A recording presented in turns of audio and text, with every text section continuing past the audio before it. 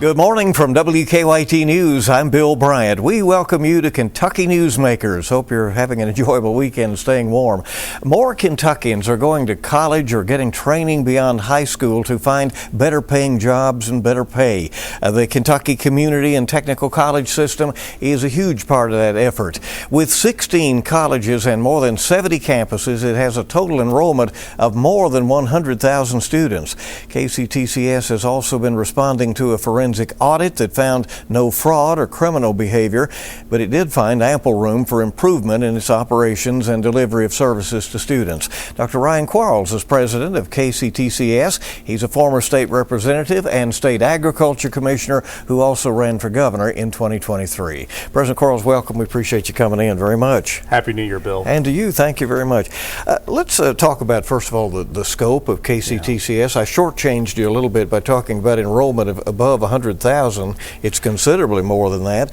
Many may not realize that the huge space the community college system occupies on the Kentucky education landscape. Give us some perspective and maybe beyond the numbers. Well, our 16 community and technical colleges as an entity is the largest higher education institution in Kentucky, with well over 100,000 students, a third of which are high schoolers, getting an early start in their college career, dual credit. A third are traditional students, and a third are non-traditional students. So we like to say that we are an educational opportunity for all Kentuckians.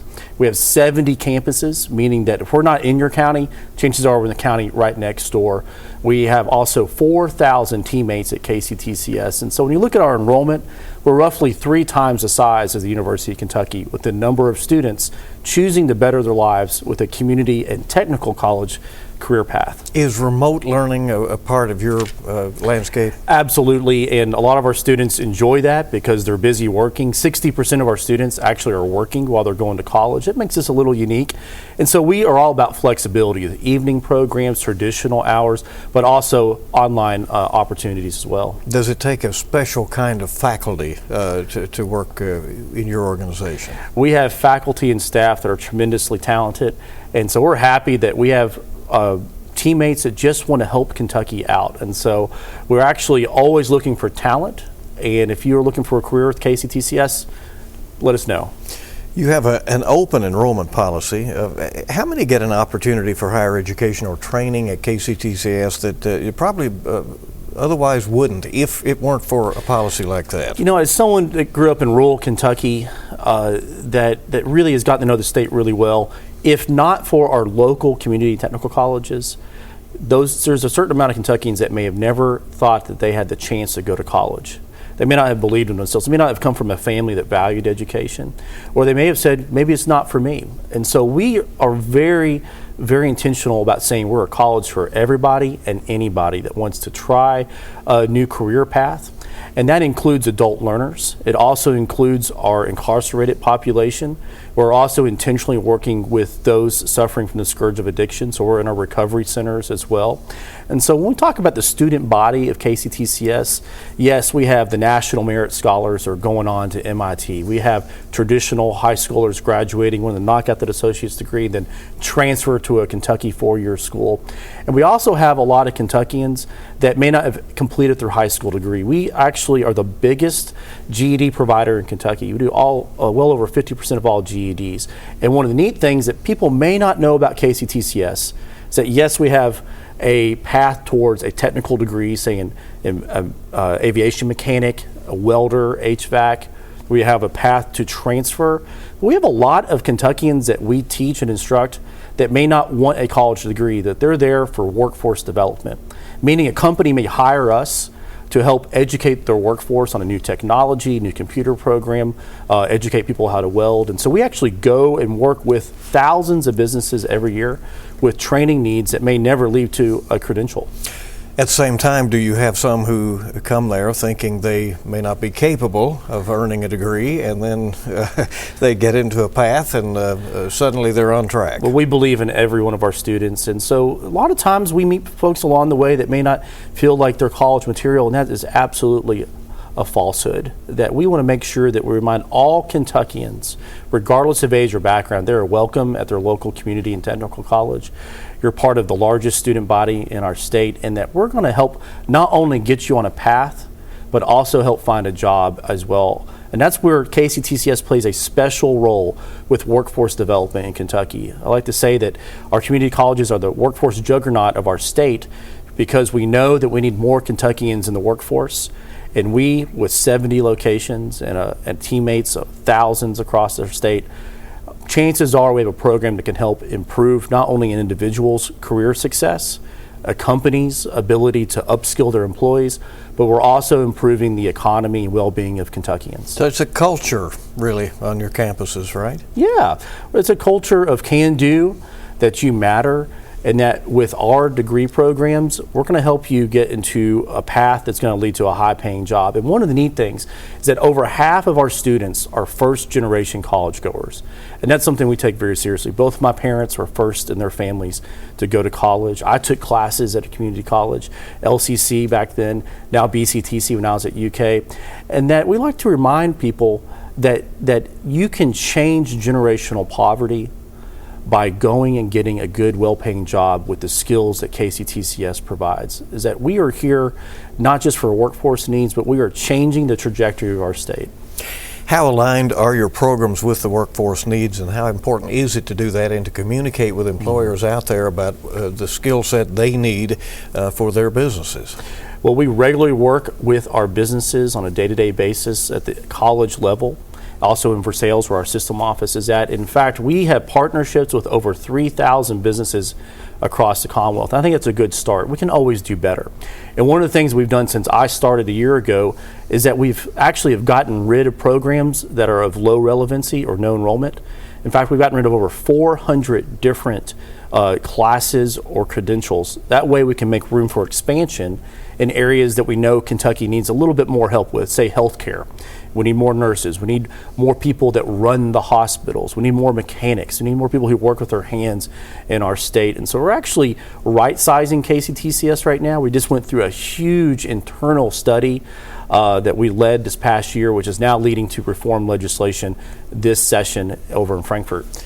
Talk to me about this, the second chance effort that you mentioned. You said you have some who have been in the prison population. You have some who have been victims of the scourge of addiction, and you are giving them the opportunity to get back on a good path.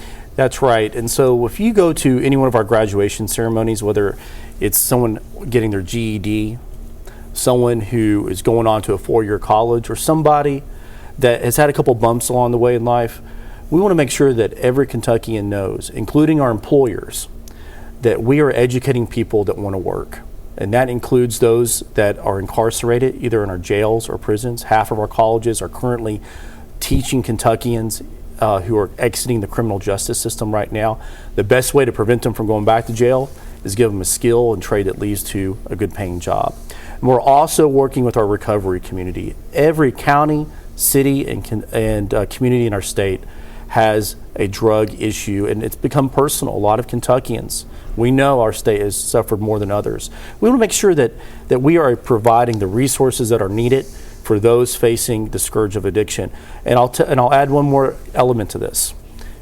About half of our students self-report the need for better mental health services as well, whether that is depression, whether it leads to other issues that may affect their ability to complete classes. Is that we, not just at KCTS, but higher ed in general, is trying to provide more wraparound services to help not only the physical needs for our students, whether it's ADA compliant, but we also need to be thinking about mental health resources as well. And that's something we'll be working on a lot in 2025. Do you have a large counseling component now? We do, but we can always use more. We know that with the tens and thousands of students we know that may need a little extra help, we're always in search for more resources, and that also includes food pantries. All 16 of our colleges have food pantries that run empty on a weekly basis, so we're constantly looking towards the donor community to help pay for that as well. We actually have emergency funds. Some of our students, if they get a flat tire, that may mean they can't make it to class, which may mean they don't finish their college degree. And so we actually have emergency funds that if Kentuckians want to donate, we're happy to facilitate a donation just to help our students who may have some extra adversity that people may not realize get across the finish line. When you got into this job, did you have any idea all of the touchstones that KCTS has? I'm still learning about it, particularly on the workforce development side. And that's an area where I think that we need to do more in, but it's an area where I'm still learning all the levers and knobs of KCTCS, and I'm proud of the team that we've assembled. You know, in 2024, coming in as the new president, I focused on three things. Number one was compliance with our state audits, which I'm glad we have completed. Things that had occurred before I started there, we want to make sure that we correct those observations and put us on a path so that KCTCS as an organization doesn't have to go through that scrutiny once again. That's one reason why I was hired. Number two was stability of the system as well, and making sure we have connections and relationships across our state and in Washington, D.C. And then finally, building out a leadership team. I'm so proud that we have a team assembled of higher education professionals that each day go to work making sure that they keep in mind that we are a workforce entity in our state that's unmatched by anyone else, and that we're providing hope to Kentuckians, some of which may have never thought that they were college material, but now they're entering a brand new job. Dr. Quarles, I do want to go back on that audit situation. You have a very complex system, obviously, as we've noted with those 70 campuses. The forensic audit found some real problems, made some strong suggestions. For one thing, the system had to overcharge the individual community colleges $24 million combined between 2018 and 2023. Some contracts apparently were not signed in a timely manner. There were lots of paperwork errors, apparently. What corrections have been made, and what is most urgent about those findings to get corrected? Well, first off, I appreciated the audits being conducted, including the forensic audit, which concluded last year. As a new president, I want to know what the situation was walking in so we can correct it. In fact, my second week on the job last year, I returned that $24 million back towards the individual colleges as the audit asked us to do. So, did you know going in there were all these problems? I did. As a candidate, I did know about this. Is well known. Was that part of the discussion in the hiring process? Absolutely. Yeah. That I think they were looking for a leader that knew how to help make some corrections. And I was hired to fix KCTCS, and that's exactly what I'm doing. And so for me, we have corrected all the state audit observations from 2023. We welcome the forensic audit report, which came to us back in October of last year, and we have teams assembled now to make sure that we correct our processes. I'll give you another example. One day I asked, how many policies at KCTCS are outdated? And we looked into it, and we estimate that 80% of the policies at KCTCS are outdated. And so right now, we have a full-time person that's doing nothing but making sure that we are correcting and updating and developing a process like other universities have to make sure that we don't have these big backlogs. Meanwhile, I'm pushing for reform legislation in Frankfurt with our General Assembly and the Governor's Office to help reset the KCTCS system since its creation back in 1997. This is going to include governance reform. It's also going to include some budgeting and institutional effectiveness measures, as well as our relationship with the Kentucky Fire Commission. A lot of people forget, and this is one of the things I'm still learning about, Bill, is that the vast majority of firefighter training happens with KCTCS, with the Kentucky Fire Commission. And so we look forward to making 2025 a proud year for a system that affects more Kentuckians than perhaps all the other universities through reform legislation, and it's a new day at KCTCS. The University of Kentucky did away with its DEI programs last summer, and some others followed suit. The legislature still seems to have a considerable interest in making some laws in that regard for public colleges and schools. You're a former lawmaker. How would a bill be crafted that outlaws or addresses some of the concerns but still positions, higher education is welcoming for all.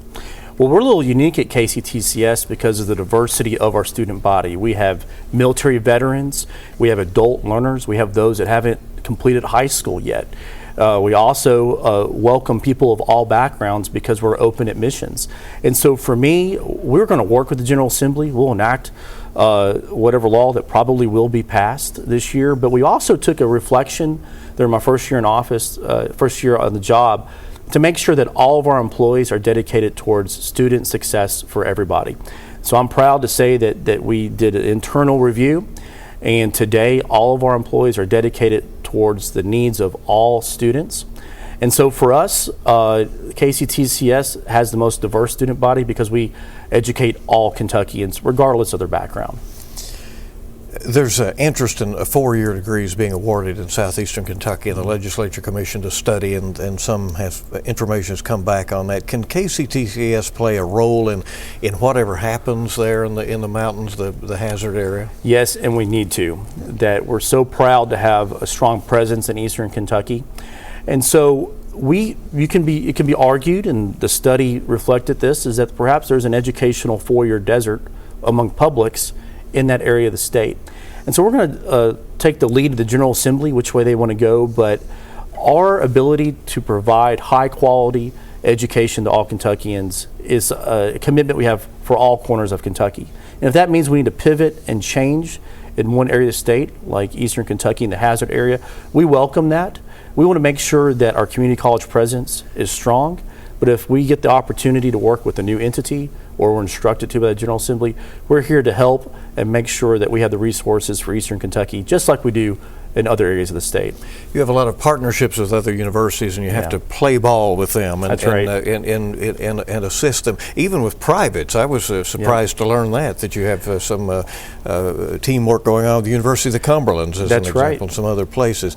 So how important are those partnerships, and is that working together so that the end goal of getting people in a better position is shared by all? It is vital that KCTCS works with our 4-year universities, whether they're public or private. And so that's one reason why in my first year on the job, we have re-upped our transfer agreements with the University of Kentucky, the University of Louisville, so we've got our Research Ones done, as well as various private institutions across Kentucky as well. And we're going to get around to our regionals and comprehensives in 2025, so that when students finish an associate's degree with us, they can take that 60 hours or so of credit and go directly into a baccalaureate degree if that's what their career path is. About 16,000 of our students transfer to 4 years. And so I'm kind of in a unique position because all the universities want our students. And so we're going to make sure we make that transfer process as easy and free as possible, while at the same time work with our industry leaders to make sure that our technical programs are aligning with the needs of Kentucky employers. 2 seconds left. You had an overtly political job when you took this one. I said that there's still got to be some politics in being the president of this institution, but do you think you'll ever return to the ballot someday? Well, look, never say never, but I am focused on KCTCS. Education's a lifelong dream of mine. My mother was an educator. She inspired me to get my doctorate. I'm happy, and I feel on a personal level, God has me right where I need to be at, working with our community colleges right now at this point in my life, Bill. Dr. Ryan Quarles, the president of KCTCS, thanks for coming. Appreciate it. We'll be back on Kentucky Newsmakers in just a moment.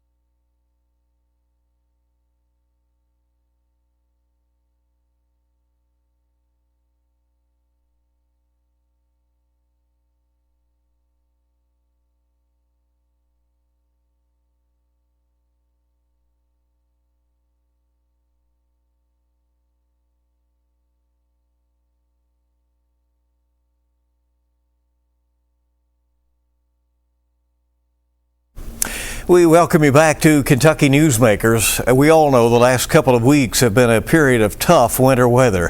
In Lexington, students couldn't return to school from Christmas break until this last Thursday. Frustrations were expressed by parents and others as hardworking crews tried to keep up and clear the ice and snow. City officials explained that the snow removal priority plan calls for the main roads and streets to be cleared first.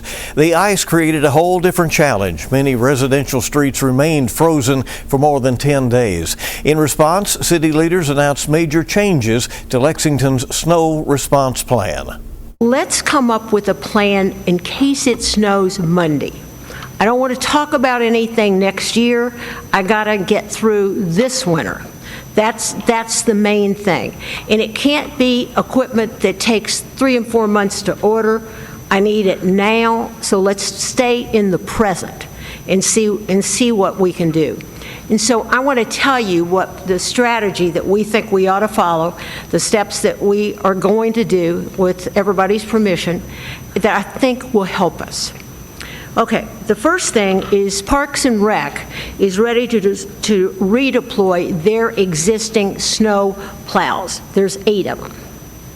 So we figured that we would be better putting those snow plows in the neighborhoods. And we'll worry about the parking lots for the parks after we get these neighborhoods fixed. And we can put everybody back into the parks and get all that done. But let's get these neighborhoods where they can function. And Mayor Linda Gorton says the city is planning to increase private contracting for snow clearing services and to improve cooperation with Fayette County Public Schools. The city will also look to get approval for the purchase of 3 additional tanker trucks to help apply salt brine and beet heat to roads. Mayor Gorton discussed the changes and other options the city is looking at. The equipment we're ordering, the 3 tanker trucks, it's somewhere around $600,000. And it takes about 8 or 9 months for those to come in. You know, all equipment now takes longer than it used to. And so that is with a view to the future. The other things like putting plows and spreaders on our trucks and parks, that we can do now. And of course, we continue to work with Fayette County Public Schools. We've had good communication with them.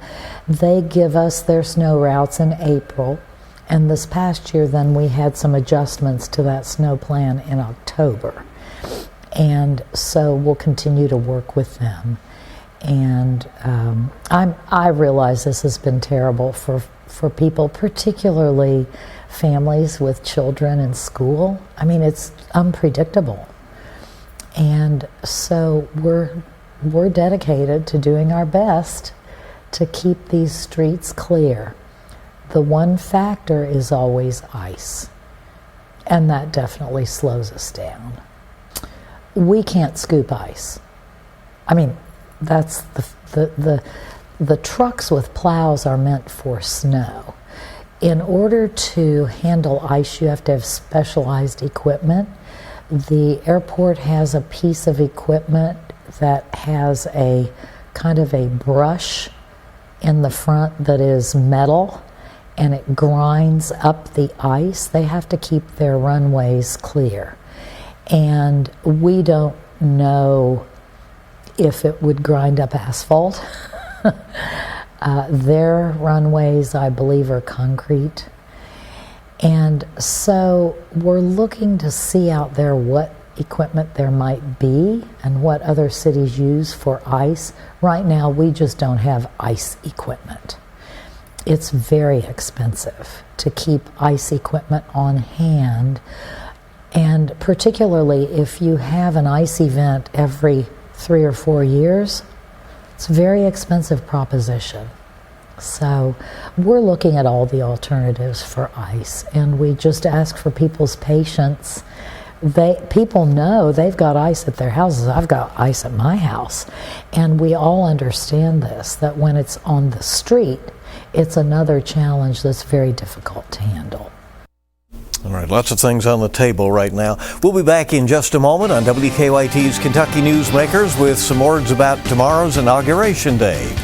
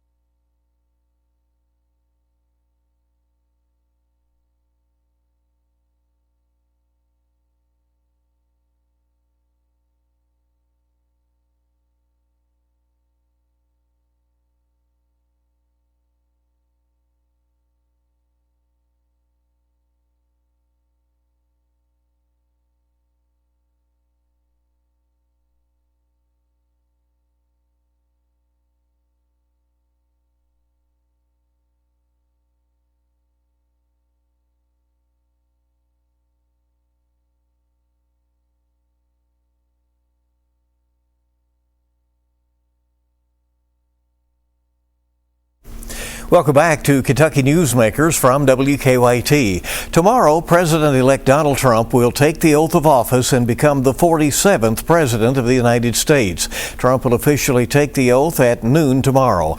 But the inauguration will now be held indoors, with organizers citing forecasted frigid temperatures in Washington, D.C. Trump's transition team says the President-elect's inaugural address, as well as other speeches and prayers, will also be moved inside. President Joe Biden, members of Congress, and other dignitaries will watch the ceremony from inside the rotunda. Now, here's a look at the official inaugural portraits for President-elect Donald Trump and for Vice President-elect J.D. Vance. The images were released on social media earlier in the week by Trump's chief photographer with the caption, "We are entering the golden age of America." And a host of security agencies in Washington are also making plans to keep everybody safe on Inauguration Day. When Trump and Vice President-elect Vance take the oath of office inside the rotunda, more than 30 miles of anti-scale fencing will be in place.